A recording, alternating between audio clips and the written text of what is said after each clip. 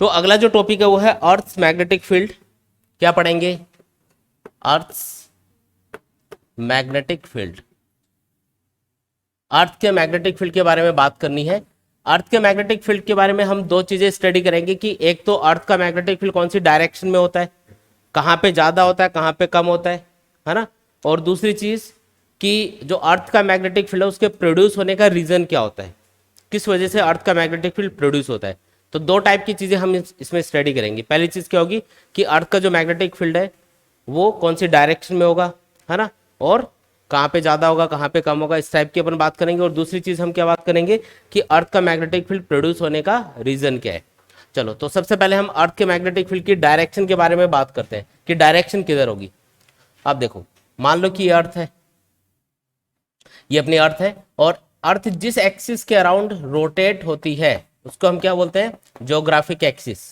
ये वाली जो एक्सिस है ना, इसका क्या नाम है? नाम लिख देते इधर,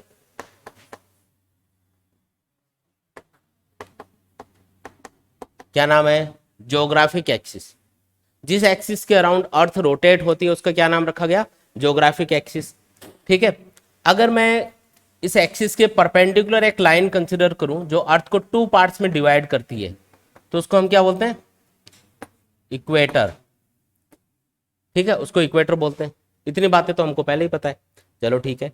अब अर्थ का जो मैग्नेटिक फील्ड है उसको चेक करते हैं कि वो कौन सी डायरेक्शन में आएगा। तो इसके लिए हम क्या काम में लेंगे? तो एक तरीका काम में लेते हैं, हम एक कंपास यूज कर सकते हैं या फिर आप एक मैग्नेट को फ्रीली लटका दो। हमको पता है जब हम किसी भी मैग्नेट को फ्रीली लटकाते हैं तो वो जिस डायरेक्शन में अरेंज होती है वो क्या होती है? वो मैग्नेटिक फील्ड की डायरेक्शन होती है, अर्थ के मैग्नेटिक फील्ड की डायरेक्शन होती है। ये कैसे पता चला? तो याद करो, मैंने आपको बताया था कि जब हम किसी भी बार मैग्नेट को किसी एक्सटर्नल मैग्नेटिक फील्ड में रखते हैं तो उसके ऊपर एक टॉर्क लगता है और वो टॉर्क उसको घुमा के मैग्नेटिक फील्ड की डायरेक्शन में लाने की कोशिश करता है। तो जब आप किसी भी बार मैग्नेट को फ्रीली सस्पेंड करोगे, फ्रीली लटकाओगे, तो अर्थ का मैग्नेटिक फील्ड उसके ऊपर टॉर्क अप्लाई करेगा और उसको घुमा के अपनी डायरेक्शन में ले आएगा।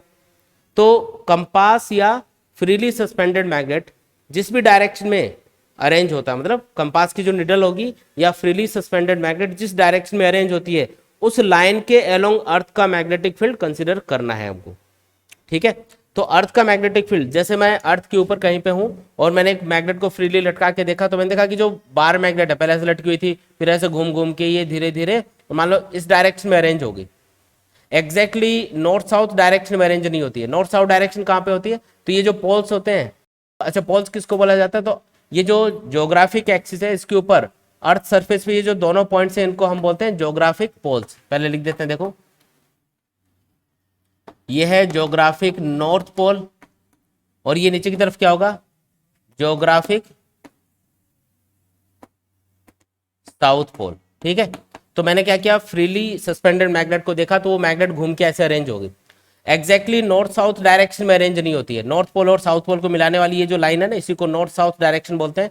तो magnet exactly north south direction में कभी भी अरेंज नहीं होती है। ये जो ज्योग्राफिक एक्सिस है और फ्रीली सस्पेंडेड मैग्नेट है, इनके बीच में हमेशा एक छोटा सा एंगल बन रहा होता है।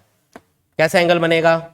एक छोटा सा एंगल बनेगा और वो एंगल होता है ऑलमोस्ट 11.5 डिग्री, जिसको हम 12 डिग्री लिख सकते हैं। तो ऑलमोस्ट 12 डिग्री लिख रहा हूँ, वैसे तो ये 11.5 डिग्री के आसपास है लेकिन इसको हमने क्या लिख दिया? 12 डिग्री के आसपास है, अप्रोक्सीमेटली 12 डिग्री आप याद रख सकते हो, ये होगा एंगल। अब फ्रीली सस्पेंडेड मैग्नेट ऐसे अरेंज हुई थी, उसको ड्रॉ कर देता हूं मैं, क्योंकि उसके अकॉर्डिंग हम जो अर्थ का मैग्नेटिक फील्ड है उसकी डायरेक्शन डिसाइड करेंगे कि वो किस डायरेक्शन में होगा। तो ये मान लो फ्रीली सस्पेंडेड मैग्नेट है और हम बोलते हैं कि मैग्नेट का जो सिरा नॉर्थ डायरेक्शन में होगा, देखो नॉर्थ पोल की तरफ नॉर्थ डायरेक्शन होगी, साउथ पोल की तरफ साउथ डायरेक्शन होगी। तो फ्रीली सस्पेंडेड मैग्नेट का जो सिरा नॉर्थ की तरफ होगा उसको क्या नाम देते हैं? North pole. और जो सिरा साउथ डायरेक्शन में होता है उसको क्या नाम देते हैं हम लोग? साउथ पोल बोलते हैं। तो ये तो हमारी वाली मैग्नेट के लिए नॉर्थ पोल साउथ पोल हो गया। अब क्योंकि ये मैग्नेट इस लाइन पे अरेंज हो रही है, इसका मतलब अर्थ का मैग्नेटिक फील्ड इसी लाइन के अलोंग है। अब मैं यहाँ पे एक चीज इमेजिन करके चल रहा हूँ, मैं मान रहा हूँ यहाँ पे कि शायद अर्थ के अंदर भी एक बड़ी सी बार मैग्नेट होगी जिसकी वजह से ये मैग्नेटिक फील्ड प्रोड्यूस हो रहा है। ऐसे कोई बड़ी सी बार मैग्नेट अर्थ के अंदर है नहीं, लेकिन हम इमेजिन कर रहे हैं कि अर्थ के अंदर भी एक बड़ी सी बार मैग्नेट होगी और उसकी वजह से ये मैग्नेटिक फील्ड प्रोड्यूस हो रहा है और उसी की वजह से ये जो बार मैग्नेट है ये इसी लाइन के अलोंग अरेंज हो रहा है। तो इसका मतलब ये है कि जो अर्थ का मैग्नेटिक फील्ड है, अर्थ का जो बार मैग्नेट है, अर्थ के अंदर जो बार मैग्नेट आप इमेजिन करोगे वो इसी लाइन के अलोंग होना चाहिए। कौन सी लाइन के अलोंग? जिस लाइन के ऊपर ये फ्रीली सस्पेंडेड मैग्नेट अरेंज हो रही है। तो मैं एक बड़ी सी बार मैग्नेट एज्यूम कर रहा हूं, और उस बार मैग्नेट को आपने कौन सी लाइन के अलोंग एज्यूम किया है? तो जिस लाइन पे फ्रीली सस्पेंडेड मैग्नेट अरेंज हो रहा था उस लाइन पे मैंने इस बार मैग्नेट को कंसिडर कर लिया, क्योंकि मुझे पता है कि इसी लाइन के अलोंग अर्थ का मैग्नेटिक फील्ड है, इसलिए इस इमेजिनरी बार मैग्नेट को आप इसी लाइन के अलोंग अरेंज कर रहे हो, इमेजिन कर रहे हो। और ये जो लाइन है, क्योंकि इस लाइन के अलोंग अर्थ का मैग्नेटिक फील्ड है, इसलिए इसका नाम रख दिया जाएगा मैग्नेटिक एक्सिस। क्या बोलते हैं इसको? Magnetic axis. तो यहाँ पे दो एक्सिस है देखो, एक तो वो एक्सिस जिसके अराउंड अर्थ रोटेट हो रही है उसको तो क्या बोलना है? Geographic axis. और अर्थ का जो मैग्नेटिक फील्ड है वो इससे 12 डिग्री एंगल के ऊपर है, 12 डिग्री एंगल पे है। तो ये वाली जो लाइन है इसको क्या नाम दिया हमने? मैग्नेटिक एक्सिस बोल दिया। दोनों के नाम समझ में आ गए। अगर आपको क्वेश्चन पूछा जाएगा तो इस पर ये क्वेश्चन पूछ सकते हैं कि मैग्नेटिक एक्सिस और ज्योग्राफिक एक्सिस के बीच का एंगल कितना होता है? तो ये याद रखना है, ये ऑलमोस्ट 12 डिग्री एंगल होता है। अब यहाँ पे मैं अर्थ का जो मैग्नेटिक फील्ड है उसको ड्रॉ कर रहा हूँ, तो उसके लिए मुझे ये पता होना चाहिए कि अर्थ के अंदर ये जो आपने बड़ी सी बार मैग्नेट इमेजिन करी है, इसका नॉर्थ पोल किधर होगा और साउथ पोल किधर होगा? इमेजिन करो, इसका नॉर्थ पोल किधर होगा? तो जब मैं इस बार मैग्नेट को, कौन सी वाली जो अपन ने ऐसा लटका रखी है, इसको अगर मैं थोड़ा सा टिल्ट कर देता हूँ तो ये घूम के वापस ऐसे आ जाती है, फिर इसको ऐसे घुमा देता हूँ तो ये वापस घूम के ऐसे आ जाती है। मतलब ये जो फ्रीली सस्पेंडेड मैग्नेट है अपने वाली, ये बार बार इसी लाइन के अलोंग आ रही है, और ये नॉर्थ पोल हमेशा इधर ही आ जाता है घूम के। इसका मतलब इसको इधर कोई साउथ पोल अट्रैक्ट कर रहा होगा। ये नॉर्थ पोल बार बार घूम के ऐसे घुमाया, वापस घूम के ऐसे आ गया, तो इसका मतलब इधर क्या होना चाहिए? अर्थ के मैग्नेटिक फील्ड का साउथ पोल होना चाहिए, तभी तो ये नॉर्थ पोल को अट्रैक्ट करेगा बार बार अपनी तरफ। और ये साउथ पोल है तो इधर क्या होना चाहिए? ये नॉर्थ पोल होना चाहिए। बोलो नॉर्थ पोल साउथ पोल समझ में आया क्या? तो हमने जो इमेजिन किया है कि अर्थ के अंदर एक बड़ी सी बार मैग्नेट है, उसके जो पोल्स बन रहे हैं वो हमारी वाली जो मैग्नेट है उसे उल्टा बन रहा है। जैसे इधर नॉर्थ पोल है अपनी वाली मैग्नेट का, तो इधर मैग्नेटिक साउथ पोल बनेगा, है ना, और इधर नॉर्थ पोल बन रहा है। ये एक और तरीके से याद रखो कि जिस साइड में ज्योग्राफिक नॉर्थ पोल होता है उस साइड में हमेशा मैग्नेटिक साउथ पोल होगा, उल्टा रहता है ये। भाई ज्योग्राफिक नॉर्थ पोल जिस साइड में होता है ना, ज्योग्राफी के हिसाब से हमारी अर्थ के ऊपर जिधर नॉर्थ पोल है उस साइड में अर्थ के मैग्नेटिक फील्ड का कौन सा पोल है? साउथ पोल है। तो ये याद रखोगे, इसका नाम क्या है? इसको बोलते हैं मैग्नेटिक साउथ पोल। ठीक है, मैग्नेटिक वर्ड लगा दिया आगे। और इसको क्या बोलोगे? Magnetic north pole. ठीक है, ये है मैग्नेटिक नॉर्थ पोल। इतनी बात समझ में आई क्या? अब इसका मैग्नेटिक फील्ड ड्रॉ कर देते हैं। मैग्नेटिक फील्ड किधर से किधर होता है? तो बार मैग्नेट के लिए जो मैग्नेटिक फील्ड की डायरेक्शन होती है वो नॉर्थ पोल से आउटवर्ड होती है, साउथ पोल से इनवर्ड होती है। तो जो इमेजिन आपने कर रखी है ना बार मैग्नेट, यहाँ पे ऐसे ये बार मैग्नेट है, सपोज करो ये बड़ी वाली बार मैग्नेट की बात कर रहा हूँ, तो उसके चारों तरफ मैग्नेटिक फील्ड ऐसे दिखाना है, नॉर्थ पोल से आउटवर्ड, साउथ पोल से इनवर्ड, चारों तरफ ही होगा ऐसे ही। बार मैग्नेट के चारों तरफ ऐसे मैग्नेटिक फील्ड होगा। तो मैं उसको ड्रॉ कर देता हूँ, देखो थोड़ा समझने की कोशिश करना इसको। नॉर्थ पोल से तो आउटवर्ड जा रहा है मैग्नेटिक फील्ड, और ऐसे घूम के साउथ पोल से एंटर करेगा, और बार मैग्नेट के अंदर ऐसे होता हुआ वापस से क्लोज लूप बनाएगा। समझ में आई? ऐसे आप और भी लाइंस ड्रॉ कर सकते हो, जैसे ये है। साउथ पोल से हमेशा इनवर्ड होता है मैग्नेटिक फील्ड, नॉर्थ पोल से हमेशा आउटवर्ड होता है। एक दो लाइन और ड्रॉ कर देते हैं, जैसे ये देखो, ये अर्थ का मैग्नेटिक फील्ड हम ड्रॉ करके देख रहे हैं। ठीक है, और ये लो,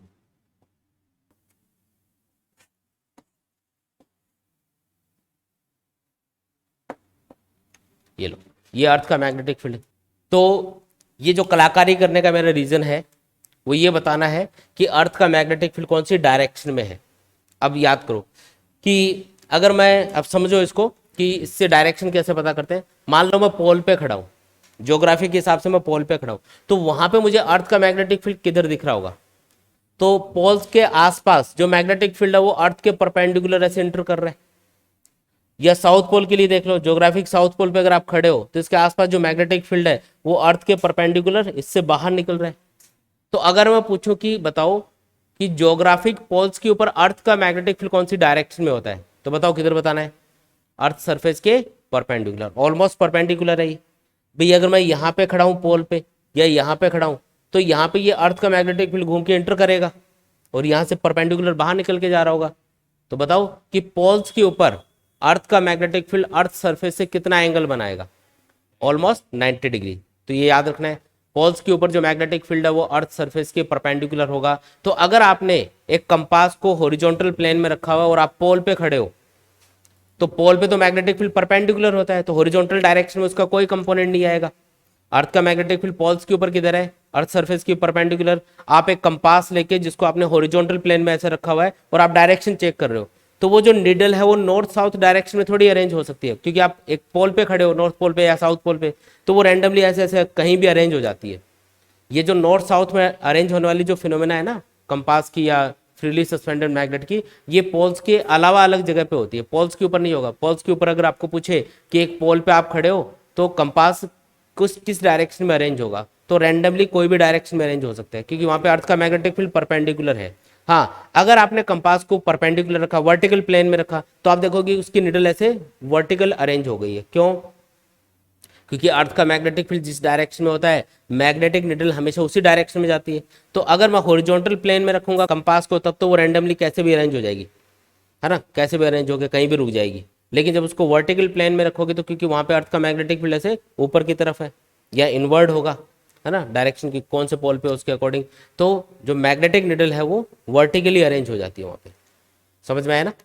तो पहली चीज क्या याद रखोगे कि पोल्स के ऊपर अर्थ का मैग्नेटिक फील्ड अर्थ सरफेस से कितना एंगल बनाएगा, 90 डिग्री, है ना। दूसरी बात कि यहाँ पे ये जो अर्थ का मैग्नेटिक फील्ड है, अगर कोई पर्सन इक्वेटर पे खड़ा हो तो उसको कौन सी डायरेक्शन में दिख रहा होगा, मतलब इक्वेटर पे अगर कोई पर्सन खड़ा है तो उसके लिए अर्थ के मैग्नेटिक फील्ड की डायरेक्शन क्या रहेगी। तो मान लो मैं यहाँ पे खड़ा हूँ, है ना, ये यहाँ पे खड़ा हूँ या कहीं भी, ये तो मैग्नेटिक फील्ड चारों तरफ ही है ऐसे, ये तो इस प्लेन में ड्रॉ किया, बाकी चारों तरफ ऐसे जा रहा होगा।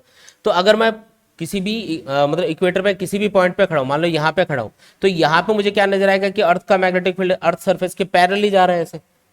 भी यहाँ पे खड़ा हुआ मैं ऑब्जर्व कर रहा हूँ मैग्नेटिक फील्ड को जाते हुए, तो ये इधर जा रहा है, मतलब ये तो अर्थ सरफेस के पैरेलल हो गया। मतलब ये हुआ कि पोल्स के ऊपर अर्थ का मैग्नेटिक फील्ड अर्थ सरफेस के परपेंडिकुलर होगा और इक्वेटर के ऊपर किसी भी पॉइंट पे अर्थ का मैग्नेटिक फील्ड अर्थ सरफेस के पैरेलल होगा। मतलब इक्वेटर के ऊपर अगर आप खड़े हो तो अर्थ का मैग्नेटिक फील्ड और अर्थ की जो सरफेस है वो एक दूसरे के पैरेलल होते हैं। पैरेलल होंगे तो उनके बीच में एंगल कितना होगा, 0 डिग्री। तो यहाँ पे अर्थ का मैग्नेटिक फील्ड पोल्स के ऊपर अर्थ का जो मैग्नेटिक फील्ड है वो अर्थ सरफेस के परपेंडिकुलर है, मतलब एंगल 90 डिग्री है, और इक्वेटर के ऊपर एंगल कितना है, पैरेलल है, तो एंगल 0 डिग्री है। एक और चीज याद रखनी है कि अर्थ का मैग्नेटिक फील्ड कौन सी डायरेक्शन में होता है। तो बताओ ये कौन सी डायरेक्शन में जा रहा है, इधर से इधर, इधर क्या है, इधर क्या है, साउथ। ये ज्योग्राफिक साउथ पोल का मतलब है इधर साउथ डायरेक्शन है, और साउथ से ये किधर की तरफ जा रहा है, ये नॉर्थ की तरफ जा रहा है, ज्योग्राफिक नॉर्थ की तरफ। तो अगर मैं मान लो यहाँ पे खड़ा हूँ तो ज्योग्राफी के हिसाब से ये साउथ डायरेक्शन है, मान लो ये नॉर्थ डायरेक्शन है, तो अर्थ का मैग्नेटिक फील्ड किधर से किधर होगा, साउथ से नॉर्थ की तरफ होगा। ये चीज भी याद रखनी है। अर्थ का मैग्नेटिक फील्ड अर्थ सरफेस पे अगर खड़े हुए हम ऑब्जर्व कर रहे हैं तो उसकी डायरेक्शन हमेशा साउथ डायरेक्शन से नॉर्थ डायरेक्शन की तरफ कंसिडर करनी है। इतनी बातें याद रहेंगी, ठीक है। तो ये इंपॉर्टेंट है, डायरेक्शन पता करना इंपॉर्टेंट है। अब दूसरी चीज हम ये पता करेंगे कि अर्थ का जो मैग्नेटिक फील्ड है उसका रीजन क्या होता है, मतलब किस रीजन की वजह से अर्थ का मैग्नेटिक फील्ड प्रोड्यूस होता है। हम भाई अब क्या स्टडी करना है कि अर्थ का मैग्नेटिक फील्ड किस रीजन की वजह से प्रोड्यूस हुआ। अब रीजन समझो, देखो अलग अलग साइंटिस्ट ने अपने अपने हिसाब से अर्थ का जो मैग्नेटिक फील्ड है उसको बताने के लिए अलग अलग एक्सप्लेनेशन दिए। तो 3 एक्सप्लेनेशन अपन कंसिडर करते हैं, 3 चीजें हम ये मान के चलते हैं कि इन 3 रीजन की वजह से मेनली अर्थ का मैग्नेटिक फील्ड प्रोड्यूस हो रहा होगा। और अगर बेसिकली पूछा जाए कि अर्थ के मैग्नेटिक फील्ड के प्रोड्यूस होने का रीजन क्या होता है, तो एक सिंगल रीजन अगर आपको पूछा जाए तो आप बता सकते हो कि अर्थ का मैग्नेटिक फील्ड अर्थ के रोटेशन की वजह से प्रोड्यूस होता है। क्योंकि तीनों जो थ्योरी है अर्थ के मैग्नेटिक फील्ड को समझाने के लिए, उसके पीछे आप क्या देखोगे कि लॉजिक क्या लग रहा है कि अर्थ का रोटेशन ही मेन रीजन है। चलो एक एक करके हम थ्योरीज को स्टडी करते हैं। मान लो कि ये अर्थ है और ये इसकी ज्योग्राफिक एक्सिस हो गई जिस एक्सिस के अराउंड ये रोटेट हो रही है, ठीक है। अब आपको पता है कि भाई अर्थ के ऊपर बहुत सारा मटेरियल होता है, जैसे हम लोग हैं, बिल्डिंग्स हैं और बहुत सारी चीजें हैं, और हर एक जो मटेरियल है वो किससे बनता है, एटम से मिलकर बनता है। तो पहली थ्योरी ये बोलते हैं कि अर्थ के सरफेस पे ये जो डिफरेंट टाइप का मटेरियल है, कोई बिल्डिंग हो गई, है ना, ऐसे बिल्डिंग्स है, कोई पेड़ पौधे हो गए, ठीक है, या मान लो आप खड़े हो यहाँ पे, तो ये जो जितनी भी चीजें आपको दिखाई दे रही है, ये जितनी भी चीजें होंगी, है ना, ये सब की सब चीजें किससे बन रही होंगी, ये एटम से मिलकर बन रही होंगी। और एटम्स के अंदर क्या होते हैं, इलेक्ट्रॉन्स प्रोटॉन्स होते हैं जिन पे चार्ज होता है। जब अर्थ रोटेट होती है, मान लो अर्थ रोटेट हो रही है ऐसे, ठीक है, अर्थ क्या हो रही है ऐसे, रोटेट हो रही है, तो जैसे ही अर्थ रोटेट होगी, अगर अर्थ रोटेट हो रही है तो उस कंडीशन में क्या होगा, ये मटेरियल भी अर्थ सरफेस के ऊपर घूम रहा होगा अर्थ अर्थ के साथ साथ, और जब मटेरियल घूम रहा है तो उसके अंदर जो एटम्स हैं वो भी घूम रहे हैं, और एटम्स के अंदर जो चार्जेस हैं यानी इलेक्ट्रॉन प्रोटॉन है वो भी रोटेट हो रहे हैं, और चार्जेस जब भी मूव करते हैं तो उससे क्या प्रोड्यूस होता है, इलेक्ट्रिक करंट प्रोड्यूस होता है। अगर चार्ज मूव करेगा तो वो क्या प्रोड्यूस करेगा, इलेक्ट्रिक करंट। तो अर्थ के रोटेशन की वजह से क्या हो रहा है भाई, एक करंट प्रोड्यूस हो रहा है, क्योंकि ये जितने भी मटेरियल्स अर्थ के ऊपर दिख रहे हैं ये सब एटम से मिलकर बने हुए हैं जिनके अंदर प्रोटॉन्स और इलेक्ट्रॉन्स हैं जिन पे चार्जेज हैं, और अर्थ के रोटेशन की वजह से, है ना, अर्थ के रोटेशन की वजह से, इस मटेरियल के घूमने की वजह से एक करंट प्रोड्यूस हो रहा होगा इन चार्जेस के मोशन की वजह से जो इन मटेरियल्स के अंदर है। और करंट क्या करता है, मैग्नेटिक फील्ड प्रोड्यूस करता है। मान लो कि अर्थ ऐसे रोटेट हो रही है तो इसी डायरेक्शन में करंट इंड्यूस हो रहा है, करंट प्रोड्यूस हो रहा है, मतलब, है ना, यहाँ पे जो करंट प्रोड्यूस हो रहा है वो कुछ ऐसे है। तो इस करंट की वजह से मैग्नेटिक फील्ड कौन सी डायरेक्शन में आएगा, तो मैग्नेटिक फील्ड की डायरेक्शन पता करने के लिए राइट हैंड रूल के अकॉर्डिंग अगर मैं राइट हैंड फिंगर्स को करंट के डायरेक्शन में घुमाऊं तो हम ऊपर जा रहे हैं, इसका मतलब अर्थ का मैग्नेटिक फील्ड, ये इस कॉइल का मैग्नेटिक फील्ड जो कि हमने यहाँ पे ड्रॉ कर रखी है, इसका मैग्नेटिक फील्ड किधर होगा, अपवर्ड डायरेक्शन में होगा। और अर्थ का मैग्नेटिक फील्ड भी कुछ ऐसा सही होता है, ध्यान से देखो भाई, अर्थ का मैग्नेटिक फील्ड अभी ड्रॉ किया था तो वो इसकी जो ज्योग्राफिक एक्सिस है इसके आसपास ही होता है, मतलब इसी के अलोंग होता है ऑलमोस्ट। तो जैसा एक current carrying loop magnetic field produce करता है वैसा ही अर्थ भी मैग्नेटिक फील्ड प्रोड्यूस करती है। इसका मतलब ये हुआ कि जो अर्थ है उसके रोटेशन की वजह से ये मैग्नेटिक फील्ड प्रोड्यूस हो रहा है। पहली थ्योरी क्या बोलती है, अर्थ के रोटेशन की वजह से क्या होगा भाई, मटेरियल सरफेस पे घूमेगा तो उससे मटेरियल्स, क्योंकि एटम से मिलकर बना है इसलिए उसके अंदर जो एटम्स हैं उनके अंदर जो चार्जेस हैं वो जब मूव कर रहे होंगे अर्थ के रोटेशन की वजह से तो उससे करंट प्रोड्यूस हो रहा होगा और वो करंट एक मैग्नेटिक फील्ड प्रोड्यूस करेगा।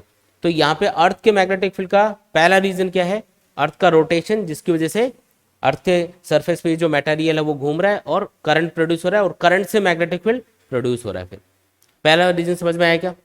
दूसरी थ्योरी ये बोलती है कि जब अर्थ रोटेट होती है तो अर्थ के चारों तरफ जो अर्थ का एटमॉस्फेयर है उसमें एक लेयर होती है जिसको आयनोस्फेयर बोलते हैं। क्या बोलते हैं इसको, आयनोस्फेयर।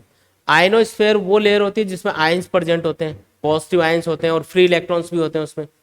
तो अर्थ के चारों तरफ ये जो लेयर होगी, यहाँ पे अर्थ के चारों तरफ हम एक लेयर कंसिडर कर लेते हैं एटमॉस्फेयर की, और ये जो लेयर होगी, ये जो लेयर हम कंसिडर कर रहे हैं इसके अंदर क्या प्रेजेंट होंगे, अरे बोलो, इसके अंदर आयंस प्रेजेंट होंगे इस तरीके से, ठीक है। कौन कौन से आयंस, पॉजिटिव आयंस होते हैं, और दूसरी चीज क्या होती है, फ्री इलेक्ट्रॉन्स होते हैं, ठीक है।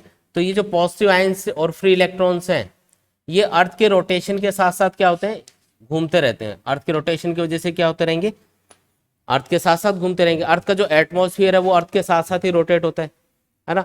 तो क्योंकि उसके ऊपर ग्रेविटेशनल फोर्स लगता है तो ये एयर के मॉलिक्यूल जहाँ पे वो वहीं रहेंगे और अर्थ रोटेट करेगी तो उसके साथ साथ ही रोटेट कर रहे होंगे।